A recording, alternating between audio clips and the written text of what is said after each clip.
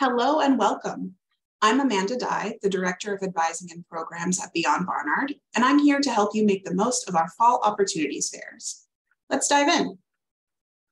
At opportunities fairs or career fairs, you'll be able to meet with representatives from a wide range of organizations.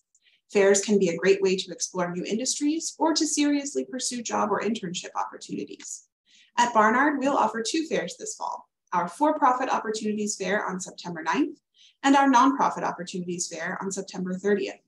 Barnard students can also register for Columbia's career fairs, including their finance and consulting career fair on September 16th, the undergraduate career fair on September 23rd, and the engineering and tech career fair on October 7th. Also on October 7th, Barnard students will have the opportunity to network with alumni during our alumni chats. With all of these great ways of making professional connections, it's important to think about how to get started. First, especially if you're pursuing job or internship opportunities, updating your resume is key. You can check out Beyond Barnard's resources for resumes, including guides for formatting and selecting language, as well as many sample resumes in the resources section of Handshake. You can also find our Career Skills Resumes presentation on the Beyond Barnard YouTube channel. Beyond Barnard staff will be on hand to provide feedback on resumes during our pre-opportunities fair walk-in sessions. You can drop in at any time between 12 and 4 p.m. on either Thursday, September 8th or Thursday, September 29th. Both sessions will be held in Mailer Parlor on the first floor of Elliott Hall. On the day of the fair, be sure to bring multiple copies of your resume, enough for representatives at all the organizations you plan to visit. It's a good idea to make sure that your resume is tailored for the industries you're targeting with relevant experiences given priority. Part of your preparation will involve researching the organizations that will be present at any fair you attend.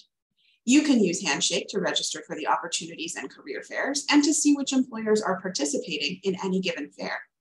Expand your research to include company websites and press about the companies you hope to meet. It's a great idea to talk to companies that interest you, even if they don't have current openings. These conversations can help you to learn more and create contacts when roles do open. To that end, it's important to prepare questions either about the organization itself or any specific roles you have in mind before getting to a fair. Especially at larger fairs, your time per organization may be limited. Before attending a fair, prioritize the institutions you know you want to talk to and have some in reserve if you have enough time. Once you arrive, get a copy of the floor plan and strategize how you will move through the space. If there is a long line at one employer's table, you can always move on and loop back when the line is shorter. When you're interacting with organization representatives at a fair, you'll have limited time to introduce yourself. So we recommend preparing what's known as an elevator pitch or a 30-second pitch to make your introduction efficient and effective. A good 30-second pitch will usually involve talking about your personal or professional background, the things that motivate you, relevant past experiences and the skills they've allowed you to develop, and end with an opportunity for the other person to engage. Your goal here is to make an employer want to learn more about you. The first part of your pitch should include your name and affiliation with Barnard. You can include other information that is relevant to know about you right away. Consider what you can say about where you currently are in your academic or professional career and where you hope to be in the future. For example, a 30-second pitch could begin, "It's great to meet you. I'm Alex Lee, and I'm a senior here at Barnard majoring in anthropology. I'm writing my thesis on the social development of youth participating in sports in New York, and I'm exploring roles in nonprofit organizations with an educational focus." Next, you want to give a sense of the things that motivate you, or perhaps the things you'd like to learn more about in the course of your conversation.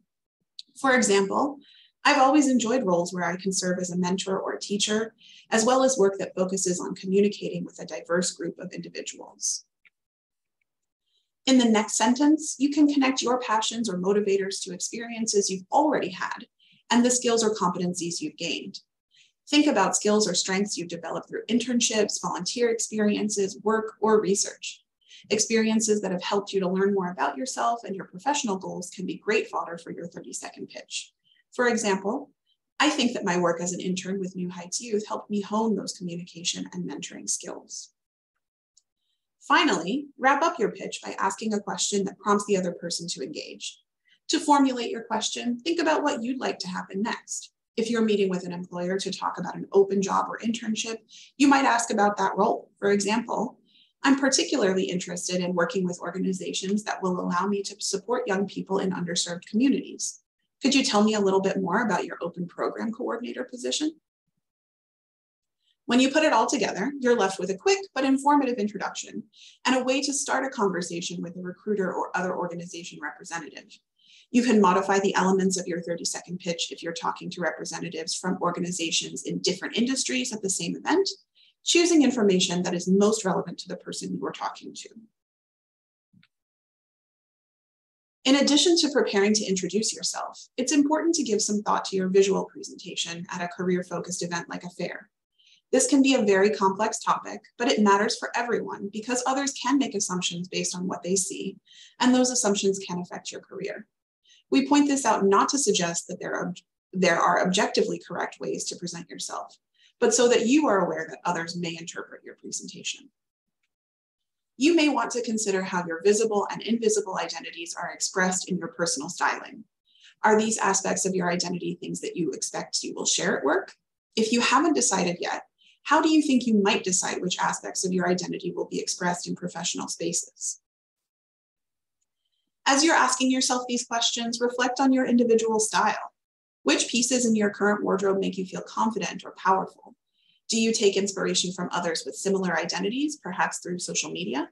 Are you open to experimenting, especially if you're new to dressing for a professional setting?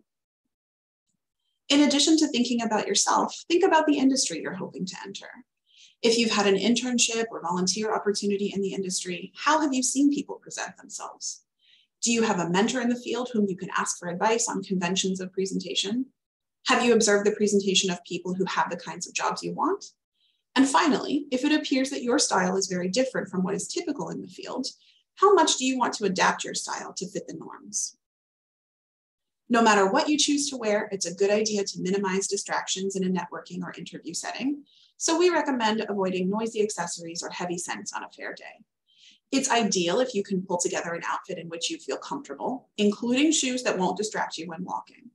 If you're testing the waters in an industry that is more on the conservative side, don't feel pressure to invest a great deal in new clothes up front. You can rent suits for free through our Suitable Suits program at Beyond Barnard. To do so, reach out to us at beyondbarnard@barnard.edu. You can also try thrifting or clothing rentals for lower cost options. Once you arrive at the fair and are ready to chat with employer representatives, remember to project confidence. Making eye contact is key. In the COVID-19 era, handshakes are not as commonplace as they might have been in the past. Ask before initiating a handshake, and if you aren't comfortable returning an offered handshake, you can move your hands away and tell the other person that you're avoiding handshakes for health reasons. If you are actively seeking a position, use your conversations with employers to find out what you can do to be considered or to learn more about open roles. You can also offer more information about yourself in response to the needs the employer identifies. Make sure to ask for business cards so that you can follow up.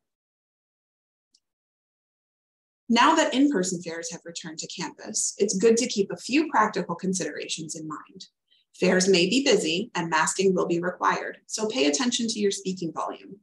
It is perfectly fine to ask an employer representative to repeat something if you did not hear it the first time, and you should not feel worried at all if you need to repeat something yourself. Even while masked, nonverbal cues are important. Maintaining eye contact and nodding can help to signal that you are engaging in the conversation. As you move through the fair, collect as much information as you can. It's a good idea to make your own notes of things that excited you about particular conversations, information about timelines for follow-up, and the names and contact information of representatives. After the fair, remember to follow up. You can reach out to employer representatives by email to thank them for the conversation, and it's a good idea to mention anything specific or important you discussed. We recommend doing so within 24 hours of the conversation. If you are actively applying to roles, reiterate your interest and attach information like your resume that may be helpful. You can also connect with recruiters on LinkedIn. This can be a great way to receive updates about new positions as they open up or more information about the organization.